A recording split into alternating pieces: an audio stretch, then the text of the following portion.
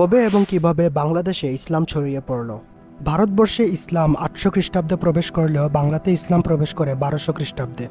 আফগানিস্তানে জন্ম নেওয়া ইখতিয়ার হোসেন মোহাম্মদ বিন বখতিয়ার খিলজি ভারতবর্ষের বিহারকে জয় করার পর বাংলার ভূখণ্ডে প্রবেশ করেন এবং বাংলার তৎকালীন সাম্রাজ্যকে হারিয়ে বাংলায় খিলজি সাম্রাজ্যের স্থাপনা করেন। স্ক্রিনে খিলজি সাম্রাজ্যের মানচিত্র দেখানো হয়েছে।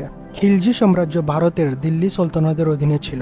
1352 সালে শামসুদ্দিন ইলিয়াস শাহ বাংলাকে দিল্লি সুলতানত থেকে আলাদা করে বাংলা সুলতানতের স্থাপনা করেন।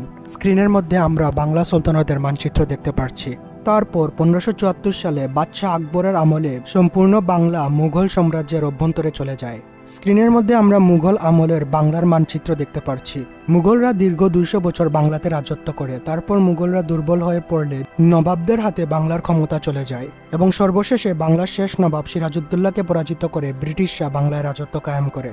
1200 সাল থেকে শুরু করে 1757 সাল পর্যন্ত বাংলায় মুসলমানদের শাসন প্রতিষ্ঠিত ছিল বলে সম্পূর্ণ বাংলায় ইসলাম প্রতিষ্ঠিত হয়।